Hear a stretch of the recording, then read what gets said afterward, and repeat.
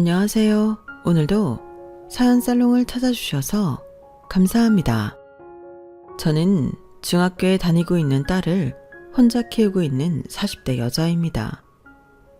남편과는 작년 겨울에 이혼했고요. 결혼 생활은 16년 정도 했어요. 보통 그만큼 살면 큰일 없는 한 헤어지는 일이 잘 없다고 하던데 저희는 어찌 보면 반대 케이스였죠. 결혼하고 13년까지는 사소하게 다투는 일은 있었어도 이혼 이야기가 나온 적은 단 한 번도 없었거든요.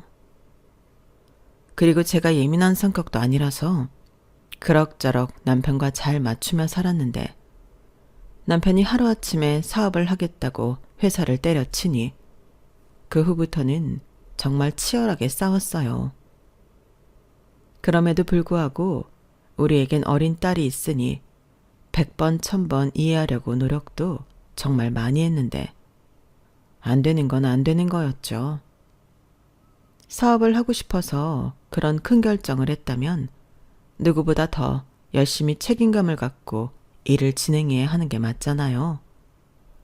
가뜩이나 어린 자식도 있는데 와이프가 벌고 있으니 괜찮다고 생각하는 남편의 아니라고 무책임한 태도는 저를 정말이지 화나게 만들었어요.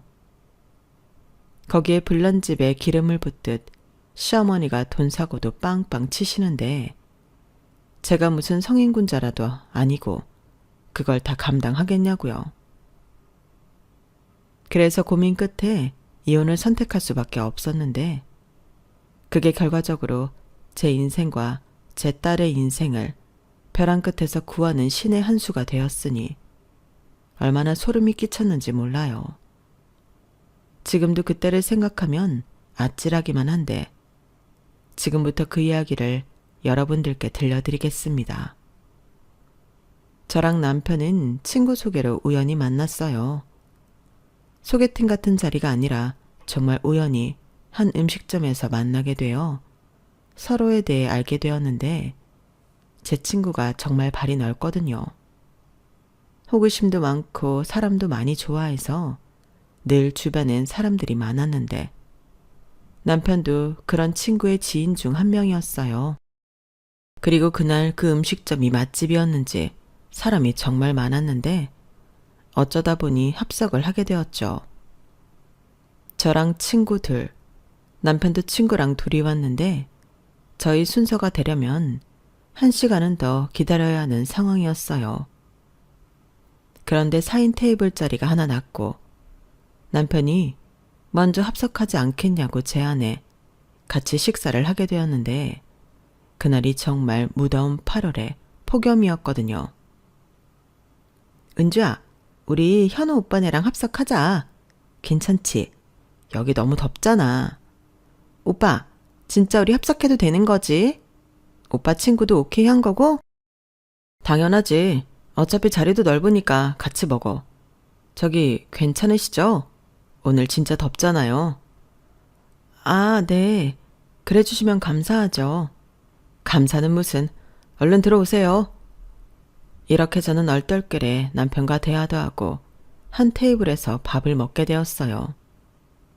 친구는 일주일 전부터 이 가게의 냉국수를 먹고 싶었다며 국수를 먹는 내내 감탄을 했고 저도 맛을 보니 맛이 있긴 했는데 자리가 편하지는 않아 많이는 먹지 못했죠.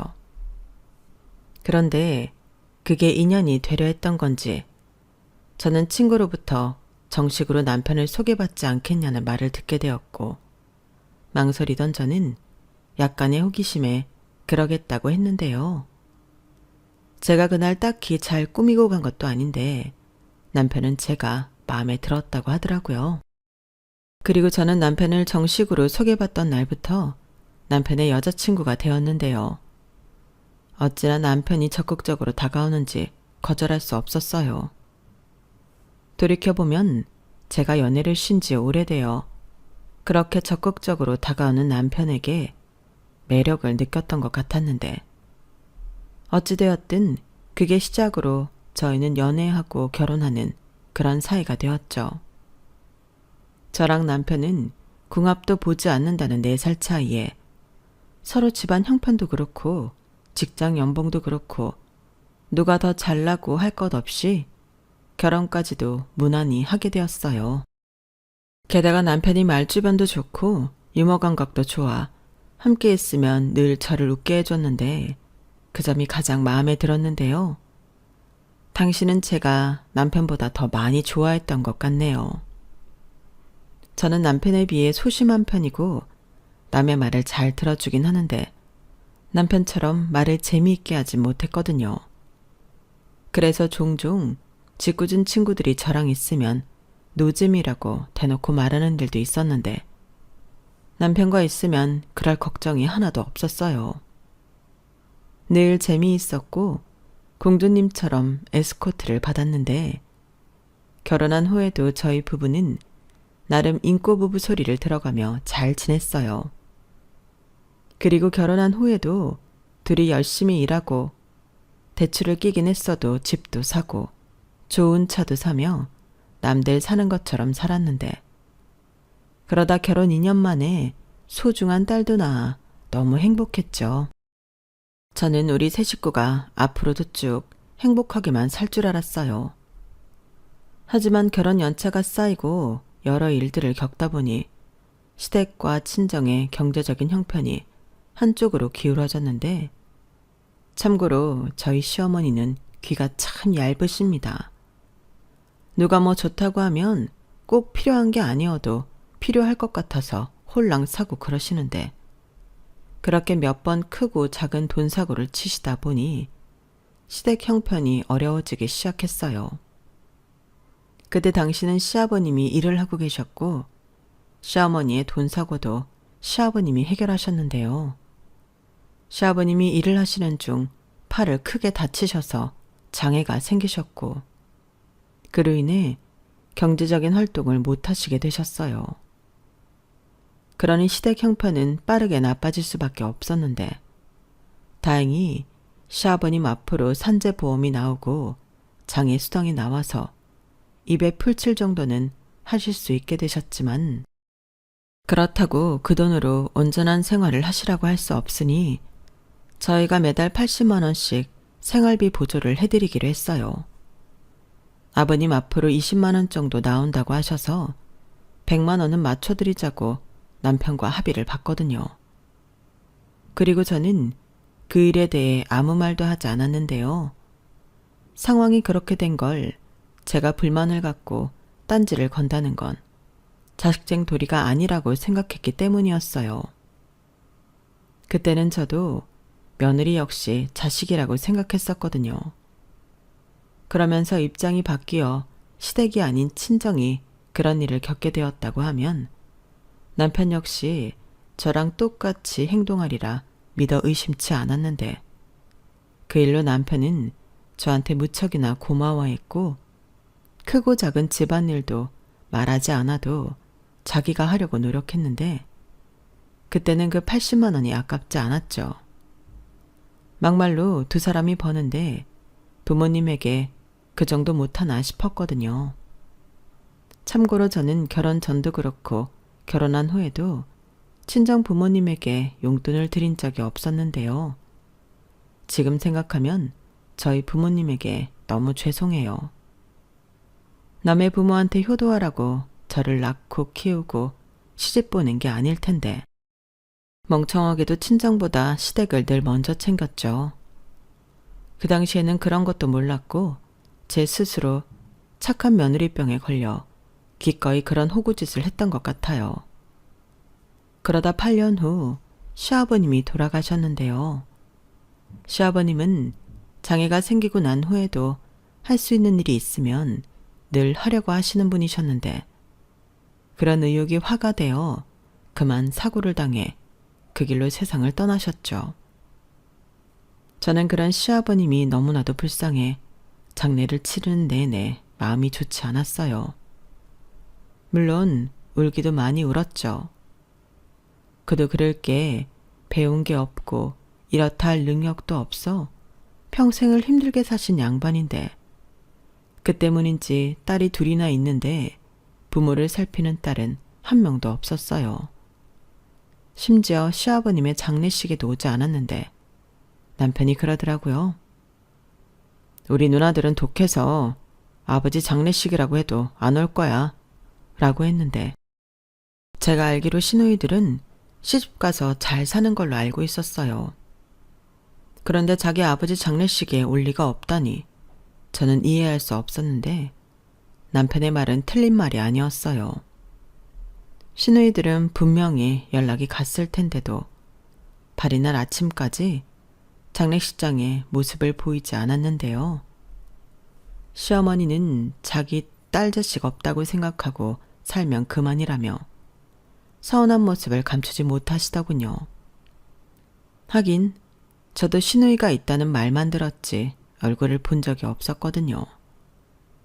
상견례도 그렇고 심지어 저희 결혼식에도 시누는 한 명도 오지 않았는데 보통 하나도 아니고 둘이 똑같이 독하긴 어렵지 않나요? 그래서 내심 속으로 제가 모르는 사연이 있지 않았을까 지금도 짐작만 해봅니다. 그리고 혼자가 된 시어머니는 아들에게 짐이 되고 싶지 않다시며 살던 곳에서 계속 사시겠다고 하셨는데요. 솔직히 그때는 죄송하지만 다행이라고 생각했어요. 갑자기 하루아침에 시어머니와 함께 살아야 한다고 생각하면 부담스러웠거든요. 그런데 남편은 제 생각과는 달랐는지 자기 엄마를 설득하기 시작했는데 그때는 살짝 불안하긴 했어요. 그 집에 엄마가 어떻게 혼자 지내? 그러지 말고 거기 정리하고 올라와요. 됐어. 내가 가면 니들만 불편하지. 나는 네 아버지랑 살던 곳이 편하고 좋다. 내가 언제 도시 가서 살아봤깐? 그리고 나도 내 집이 편하지. 그래도 괜히 아버지 생각에 우울할 텐데. 아니야. 동네에 친구도 많고 엄마 괜찮아. 오히려 니들이랑 같이 살면 답답해서 우울증 걸리지. 정말 괜찮겠어요? 그렇대도 걱정하지 마라. 그렇게 정 네 엄마 걱정되면 전화나 자주 하고 놀러나 자주 와. 엄마는 그거면 되니까. 엄마도 참 당연한 소리를 해요. 그렇게 시어머니가 적극적으로 합가는 싫다고 하셔서 저는 안심할 수 있었는데 저도 속으로는 양심에 찔려 남편과 별도로 저 역시 시어머니에게 안부 전화도 자주 하고 연휴같이 쉬는 날이면 시어머니 댁에 내려가겠다고 생각했어요. 이렇듯 저는 저 나름대로 자식된 도리 며느리 도리를 하며 지내려 노력했는데 남편이 그렇게 무책임하게 변할 줄은 상상도 하지 못했었죠. 그렇다고 제가 그냥 지나가는 말로라도 사모님 소리를 듣고 싶다거나 명품 가방, 명품 옷을 걸치고 초호화 여행 같은 걸 하고 싶다고 한 적도 없었는데 남편은 바라지도 않는 호강을 시켜준다며 큰 소리를 뻥뻥 치더군요. 만약 남편의 말이 조금이라도 지켜졌다면 제가 이렇게 사연을 보내는 일도 없었겠죠. 저는 그저 남들 사는 것처럼 평범하게 살고 싶은 사람이었어요. 그저 열심히 노력해서 새 식구 걱정 없이 사는 것이 유일한 목표이자 바람이었는데 남편은 그 소박한 꿈까지 산산조각을 내버렸어요. 그때가 제가 생각하기에 저희 부부가 나름 수입도 좋아지고 살기 편했다고 생각한 때였는데 남편은 자기도 고민을 오래 하고 사직서를 낸 거라고 하더라고요. 그러면서 덧붙였던 말이 사람들과 자꾸 부딪히고 자기 말이 맞는데 아니라고 부정을 당하니까 화가 나서 일을 할 수 없다고 했는데 아니, 저도 회사 다니지만 그런 일쯤은 항시 있는 일이라 남편 말에 공감할 수 없었어요. 하지만 남편은 제가 상상할 수 없을 만큼 심각했다고 호소했고 저에게 약봉투까지 내밀며 이렇게 얘기했는데요. 이거 보여? 이게 무슨 약이냐면 정신과 약이야. 나 진짜 장난 아니고 심각했어. 괜히 돈 400만 원 벌자고 정신병자가 될 순 없잖아. 그게 무슨 말이야. 정신병자라니. 그리고 이 정도로 심각했는데 왜 나한테는 그동안 말을 안 했어? 그야 자기가 걱정할까봐 그랬지. 알잖아. 내가 자기 얼마나 생각하는데. 그러니까 내가 사표 낸 거 이해해줘. 나 대책 없이 사표 낸 거 아니야. 사업 아이템도 있고 자신도 있어.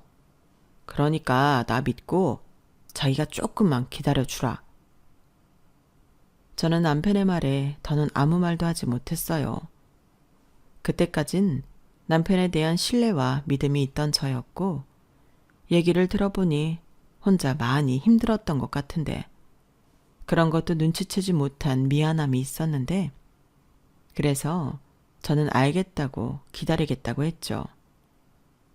저는 그게 아내로서 해줄 수 있는 최선이고 남편을 향한 제 사랑이라고 생각했어요. 하지만 남편은 그런 저를 이용했고 점점 무책임하게 변해갔는데 말로는 사업 아이템을 연구하고 있다고 했지만 늘 집에서 게임이나 하는 한심한 행동을 했어요. 그리고 사업 자금으로 쓴다는 퇴직금도 야금야금 쓰기 시작했고 1년이 넘어가도록 이렇다 할 발전이 없었는데요. 그러니 당연히 퇴직금도 모두 까먹었죠. 그리고 의욕을 잃은 건지 절망에 빠진 건지 남편은 무기력해지고 저한테만 모든 것을 의지하려 했어요. 처음에는 그런 남편도 짠하다고 생각하고 미워하거나 원망하지 않으려 했는데 시간이 지나면서 저도 버거워지더군요. 남편은 그런 저를 보고 당신 변했어. 사람이 그러면 쓰냐? 라고 실망했다느니 헛소리를 했는데 자기도 양심이 있어야죠. 대출금, 생활비, 딸아이 양육비 및 교육비 전부 제가 부담하고 있는데 사지 멀쩡한 남자가 저런다는 게 말이나 되는 소린가요? 그 이후 저랑 남편은 아주 작은 일에도 피 터지듯 싸웠어요. 아니, 그렇게 해서라도 남편을 다시 일하게 만들어야 한다고 생각했는데 너무 놀았던 것이 문제였을까요? 남편은 점점 배짱이가 되고 싶어 하더군요. 수연 아빠, 나랑 얘기 좀 해. 당신 회사 그만둔 지 오늘 며칠인 줄 알아? 나도 기다릴 만큼 기다렸어. 아니, 도대체 언제까지 더 기다려야 해? 사업이 안 될 것 같으면 다시 취직을 해야지. 누가 안 된대. 나 지금도 열심히 구상하고 있어. 괜히 섣불리 시작했다가 돈이나 까먹고 빚지기 싫어서 고심하고 있는데 자기가 뭘 한다고 잔소리를 해. 그럼 잔소리 안 하게 생겼어? 나 혼자 벌어서 세 식구 먹여 살리고 있는데 당신 퇴직금 얼마 남았는데? 그거 남아있긴 해? 관심 꺼. 내 돈이잖아. 그리고 다른 집도 외벌이 많거든? 근데 그게 꼭 남자가 벌어야 하는 건 아니잖아. 여자도 능력 있으면 벌어서 가족들 먹여 살릴 수 있지. 혹시 알아? 내 사업이 대박 나면 자기도 자기 덕이라고 할 거잖아. 대박은 기대도 하지 않아. 나는 그냥 자기가 예전처럼 직장에 다녔으면 좋겠어. 회사 그만두고 뭐 하나 발전한 건 없잖아. 왜 없어? 자기가 모른다고 사람을 매도하지 마. 그래, 알겠어. 당신이 그렇게 주장하니까 더 기다릴게. 하지만 올해는 못 기다리고 3개월 안에 지금이랑 다른 게 없으면 그때는 다시 취업해. 취업은 뭐 쉬운 줄 알아? 한 살이라도 더 젊을 때 해야지.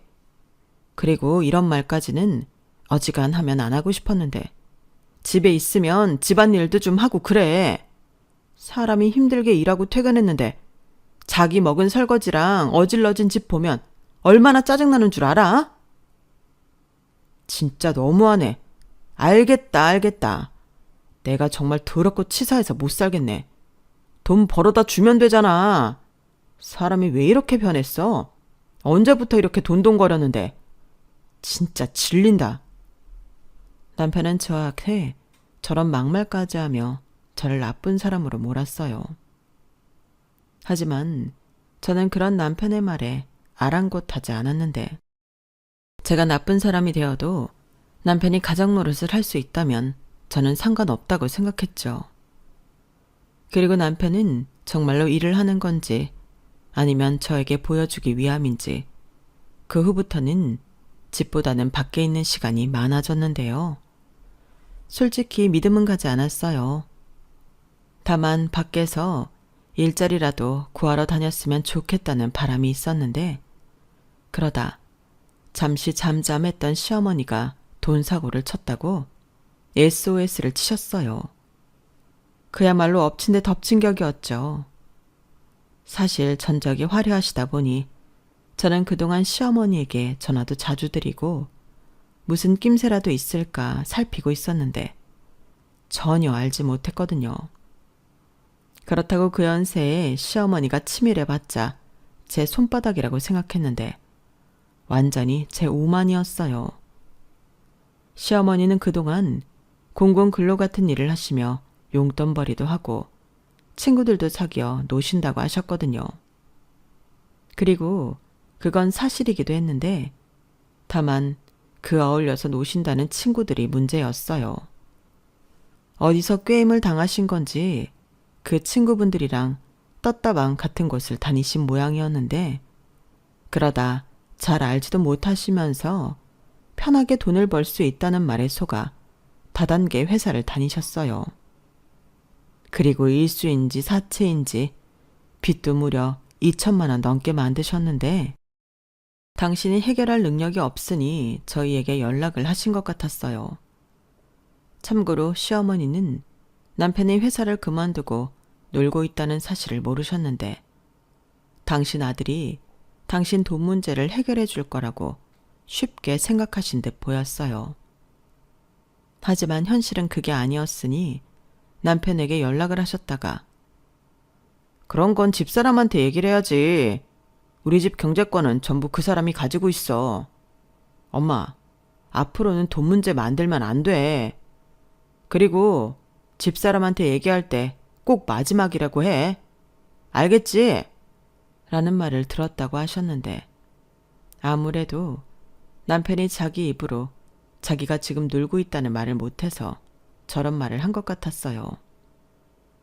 그래서 마음 같아서는 있는 사실을 모두 까발리고 싶었지만 꼭 참았는데요. 그때까진 이혼할 생각이 없었거든요. 미우나 거우나 내 남편이고 시어머니가 아시면 속상할 테니 그 말은 꾹 참고 이게 처음이자 마지막이라고. 다음에 또 돈 사고 치시면 그건 못 갚아드리니 그런 줄 아시라고 말씀을 드리고 쓰린 속을 달래며 시어머니의 빚을 전부 갚아드렸어요. 그리고 그 돈을 갚는데 제 적금을 깨게 되었는데요. 어찌나 속이 상하든지 그 돈은 꼭 남편한테 받아야겠다 싶었죠. 다른 사람도 아니고 자기 엄마가 돈 사고 친 건데 그것까지 저에게 미루면 안 되는 거잖아요. 그래서 그날 저녁 남편에게 바로 돈 이야기를 했어요. 자기가 어머니한테 돈 얘기는 나한테 하라고 했다며 왜 곤란한 일을 나한테 미뤄? 그럼 어쩌냐? 내가 지금 그걸 해결할 능력이 없잖아. 자랑이다. 그래서 그걸 마누라한테 시킨다고? 돈 맡겨놨어? 진짜 그놈의 돈 내가 번다고. 그래, 말 나온 김에 나는 무슨 일이 있어도 그 돈은 받아야겠다. 나 어머니 빚 갚아드린다고 적금도 깼어. 손해가 얼마나 난 줄 알아? 적금이 손에 나 받자지. 자기랑 나랑 남이냐? 장모님이 돈 사고 쳤어도 자기 똑같이 했을 거잖아. 시어머니랑 친정엄마랑은 달라? 여기서 왜 갑자기 우리 엄마 얘기를 해? 그럼 다르지. 만약에 우리 엄마가 그랬다면 나는 내가 능력 없다고 해도 자기한테 얘기도 안 해. 내가 무슨 일이 있어도 혼자 해결하지. 아, 예, 잘나셨어요. 나는 못나서 그렇게 못했네요. 미안합니다. 됐냐? 진짜 가지가지 한다. 됐고, 나 다음 달부터 매달 100만 원씩은 받아야겠어. 뭐? 100만 원? 그래, 다른 건 모르겠지만 그 정도는 받아야 어머니 빚 갚아드린 거며 생활비며 나도 보탬이 되지. 그동안은 내가 전부 다 부담하고 살았잖아. 자기 1년 넘게 공짜로 산 거 알지? 이젠 하다하다 집주인 행세까지 하냐? 왜? 매달 월세랑 생활비까지 달라고 하지? 그래, 그래서 100만 원씩 달라고. 왜? 그게 많아?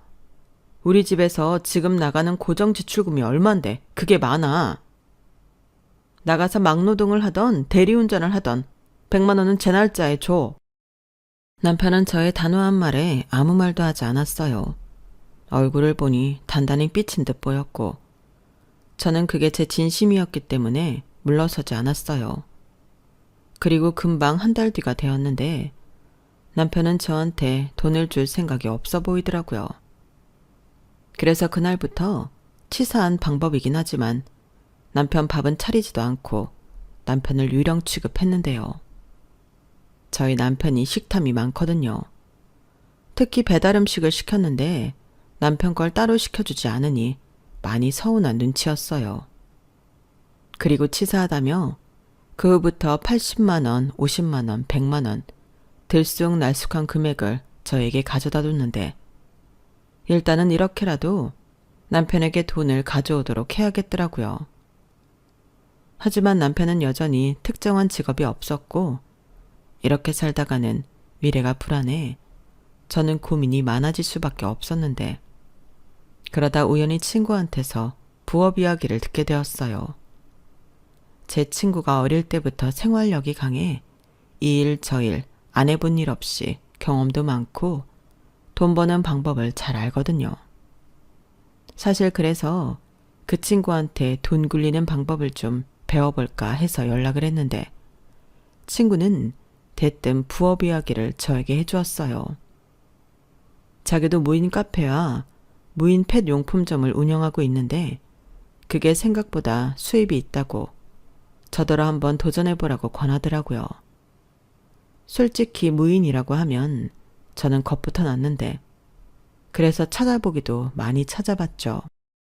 그리고 친구 말처럼 제가 직장을 다니면서도 할 수 있는 부업이라는 생각에 저는 고민을 하다 무인 빨래방을 차리게 되었는데 남편한테는 따로 이야기하지 않았어요.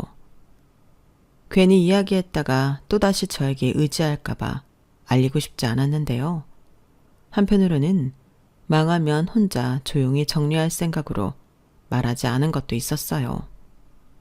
그래서 제가 살고 있는 동네 가까이 점포자리를 알아봤고 저는 출근하면서 퇴근하면서 빨래방을 들렀는데 생각보다 운영이 어렵지 않고 돈도 좀 되는 것 같았어요.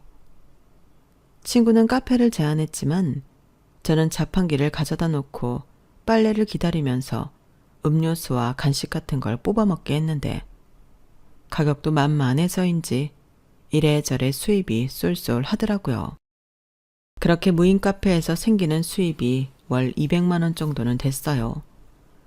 근처의 원룸처럼 대학생과 젊은 직장인들이 많은 게 잘 맞아떨어진 효과였는데 부수입이 생기니 확실히 경제적으로 안정이 되더라고요. 게다가 그때는 딸애가 배우고 싶은 것도 많고 갖고 싶다고 하는 것도 많아 돈 들어갈 곳이 많았는데 무인 빨래방은 그런 의미에서 저에겐 효자 같은 사업이었어요. 막말로 남편보다 저에게 도움이 많이 되었죠. 그렇게 지내다 보니 1년 사이 어머니 빚을 갚아드린 것보다 훨씬 많은 돈을 벌 수 있었고 이제 정말 남편만 자리를 잡는다면 걱정할 게 없다고 생각했는데 제가 시어머니를 너무 믿었을까요? 갑자기 시어머니가 자기가 길거리에 나앉게 되었다고 울면서 전화를 거셨어요. 얘, 일을 어쩌면 좋니? 나 큰일 났어. 어머니, 그게 무슨 말씀이세요? 큰일이 났다뇨. 내가 내 집에서 쫓겨나게 생겼어.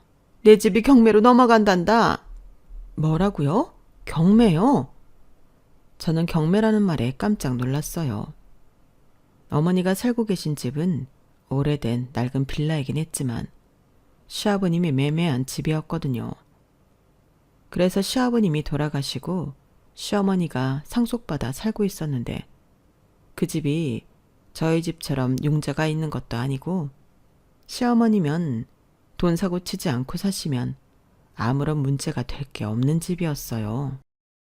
그런데 경매로 넘어간다고 하니 이건 보나마나 또 시어머니가 돈 사고를 치신 게 분명해 보였는데 전에 한 약속도 있고 저는 아무리 시어머니라고 해도 도와드릴 생각이 없었죠. 여차하면 아들이 해결해야 한다고 생각했으니까요. 그리고 남편한테도 분명히 말했어요. 이번에는 아무리 집이 경매로 넘어간다고 해도 그걸 막아드릴 수 없다고요. 그러자 남편은 자기도 어쩔 수 없는지 매일 새벽마다 나가 일을 하기 시작했는데 일을 하고 돌아온 남편의 꼬라지를 보니 어디 가서 몸 쓰는 일을 하는 것 같았어요.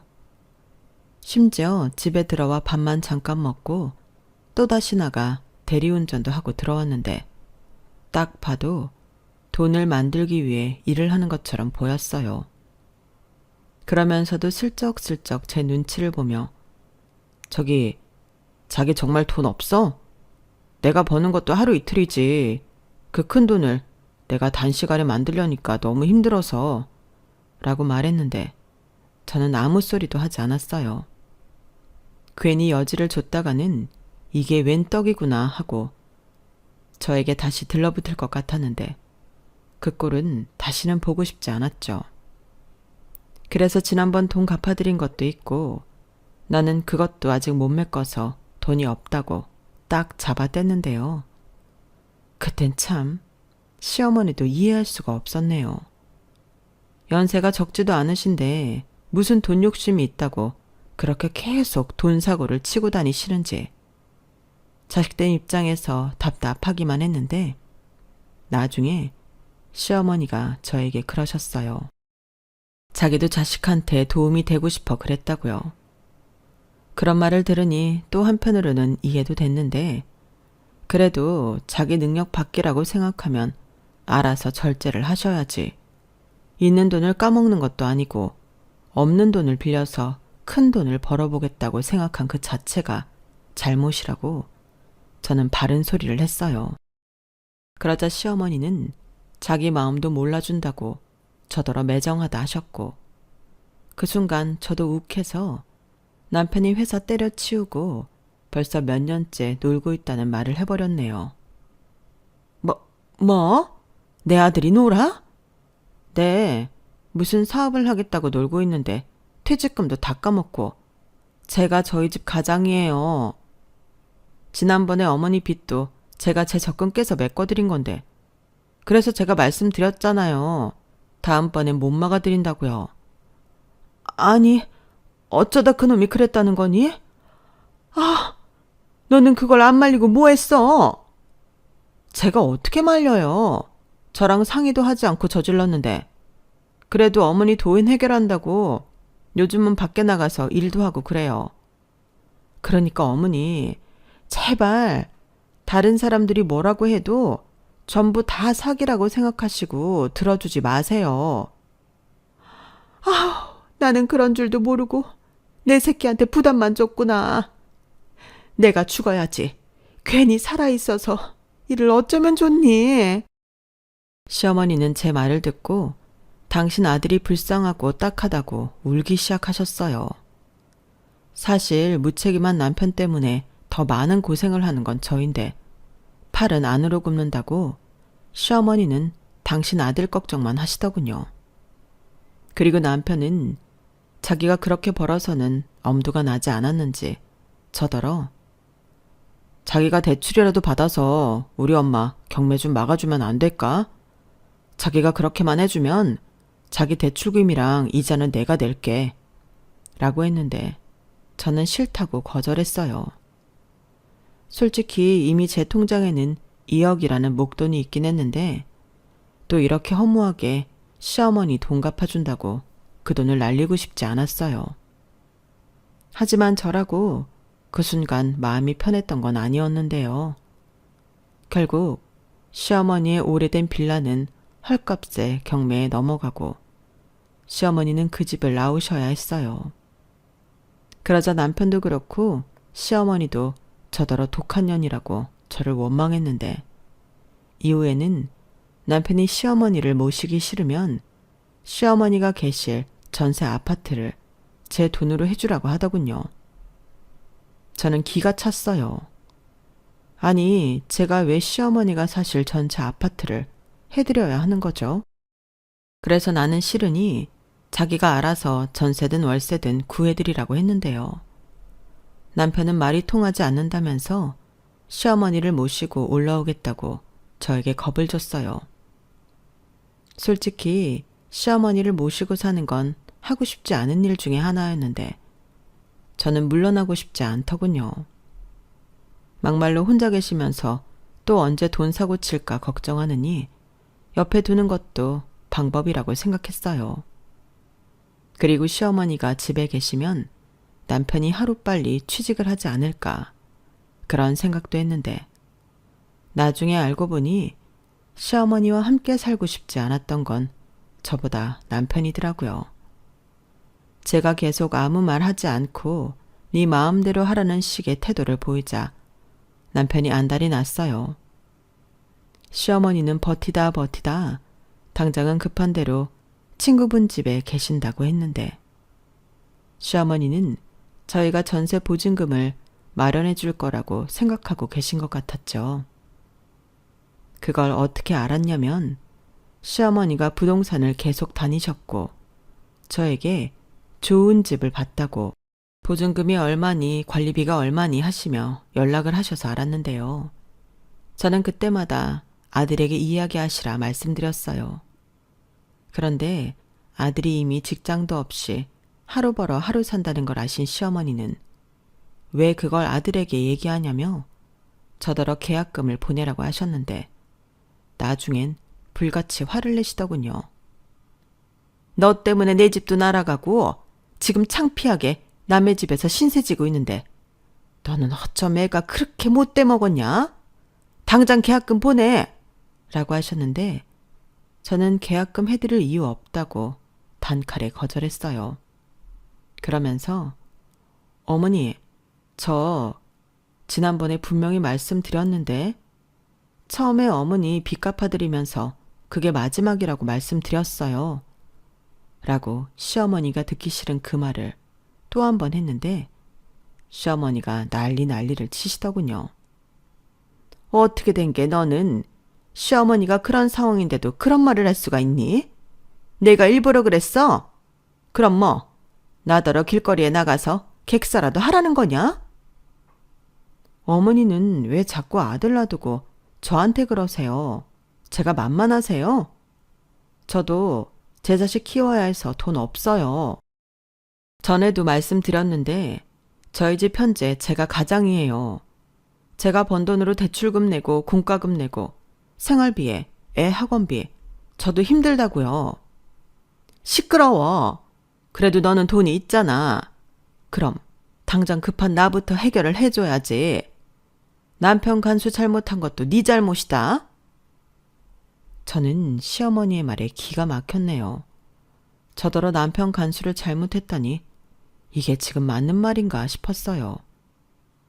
그리고 모자지간이 저를 괴롭혀 돈을 뜯어내자고 작당이라도 한 건지 남편까지 저를 들들 볶기 시작했는데요.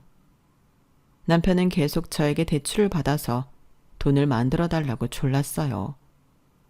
자기는 신용이 없어 대출을 못 받는다며 저에게 계속 푸시를 했는데 기가 막힌 건 그 와중에도 시어머니가 정신을 못 차리고 핸드폰으로 무슨 소액 결제를 하시는지 핸드폰 요금이 100만 원 넘게 나왔다 하더군요. 그리고 시어머니 이름으로 개통된 핸드폰이 총 3대였는데요. 그것도 사기였어요.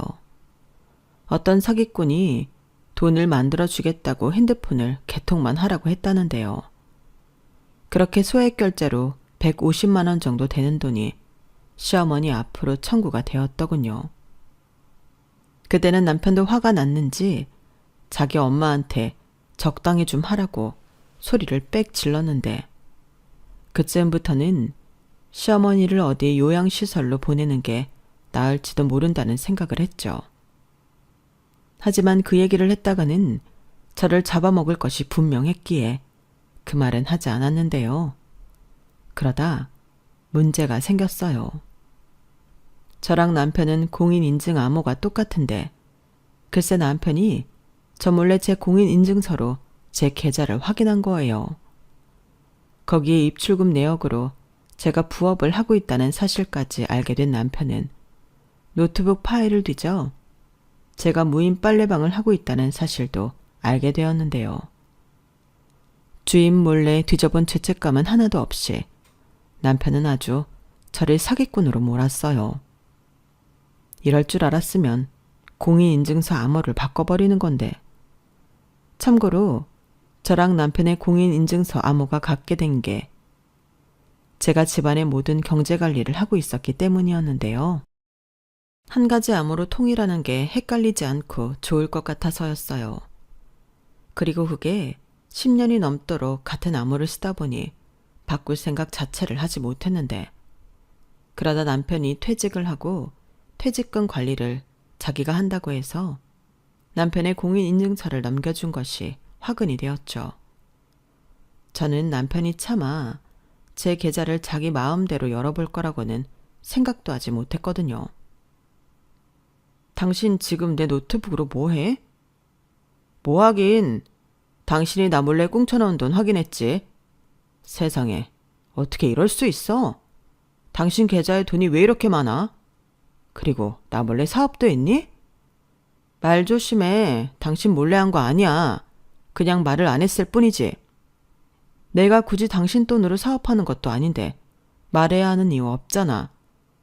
내로남불이 따로 없네.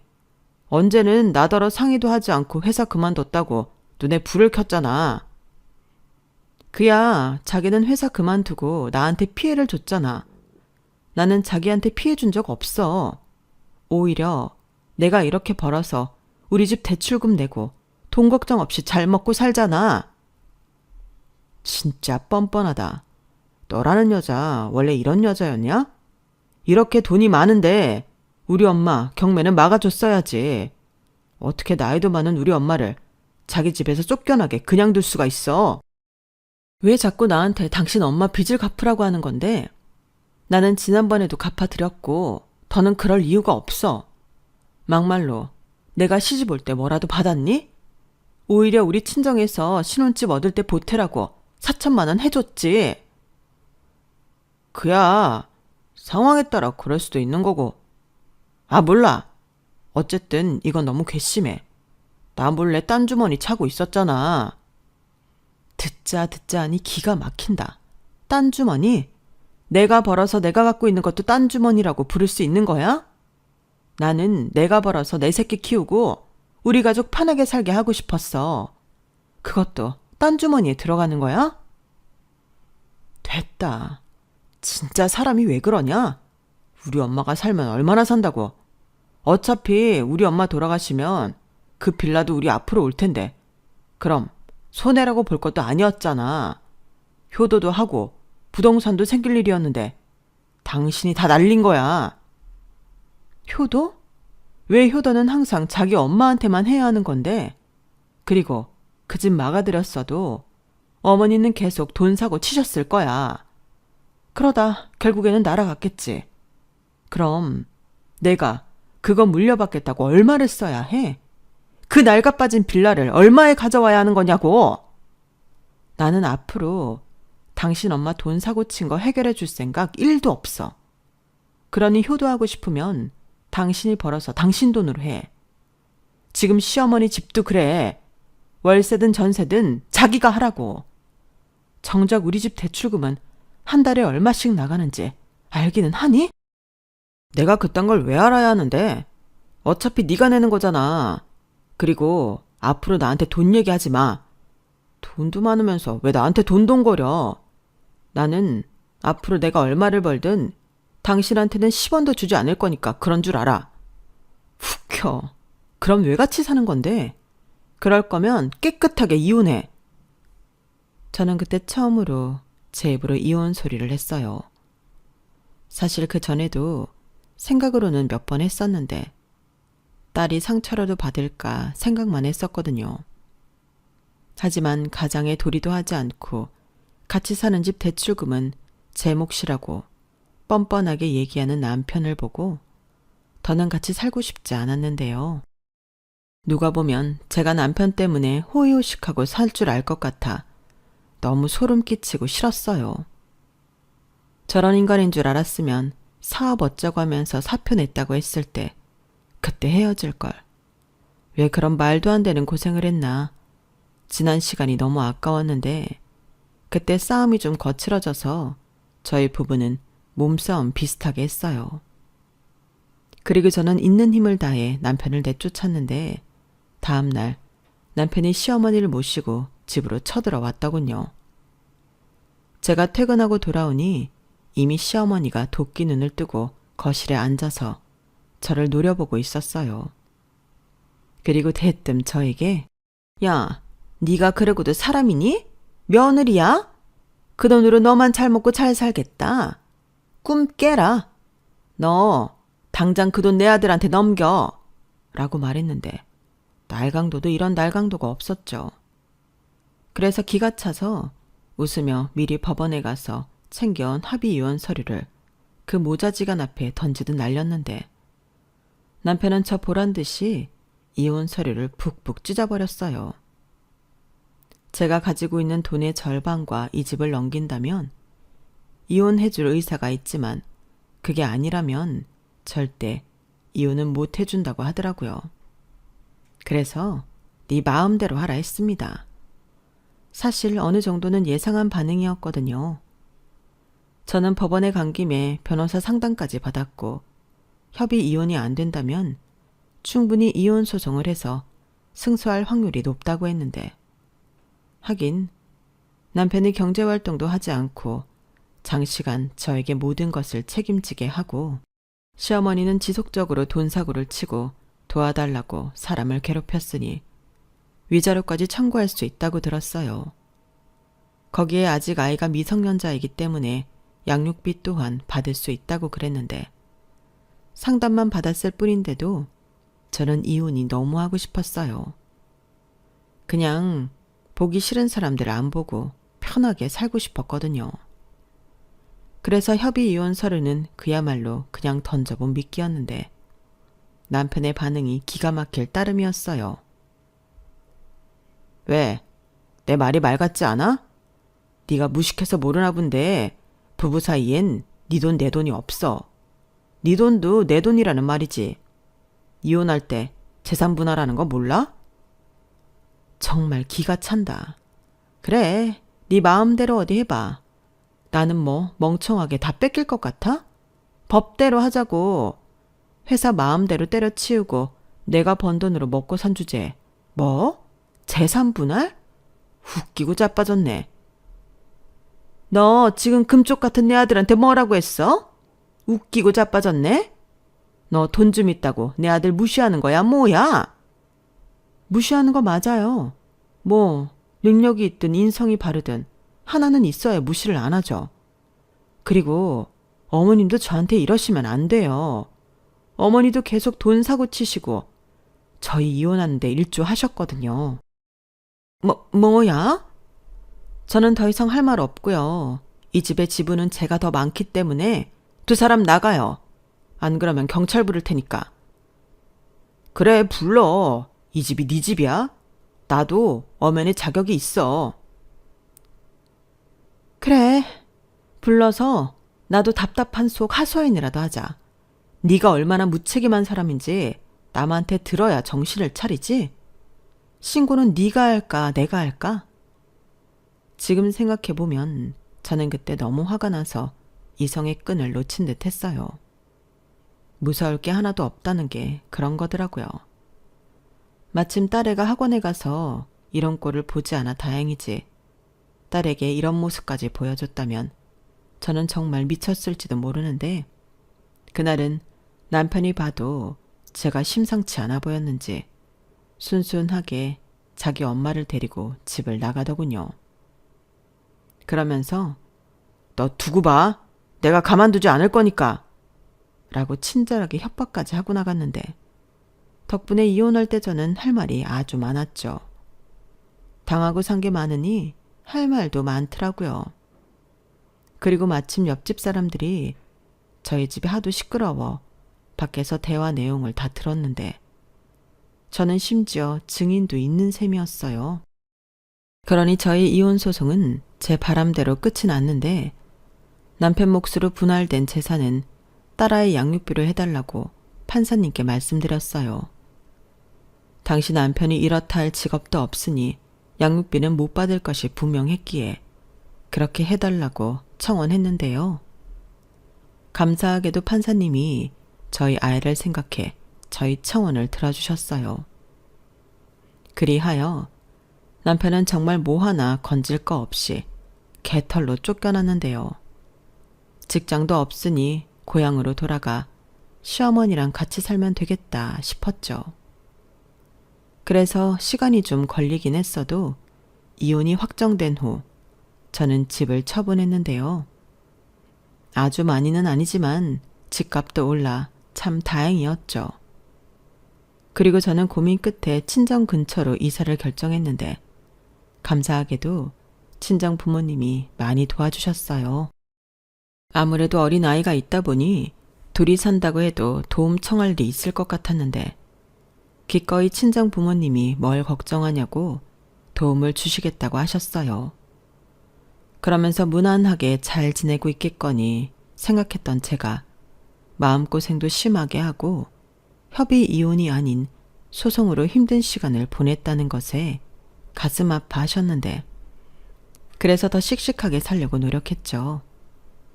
저 역시 저희 부모님에게는 자식일 뿐이라 저 때문에 저희 부모님이 걱정하는 게 싫었거든요. 그렇기에 이혼한 지금까지도 부모님 집 근처에서 딸이랑 잘 지내고 있는데요. 다행히 딸도 부모의 이혼을 잘 받아들이고 새로운 환경에 적응을 잘 해줬어요. 사실 이혼은 이혼인데 아이한테 미안하기도 하고 걱정이 많이 됐거든요.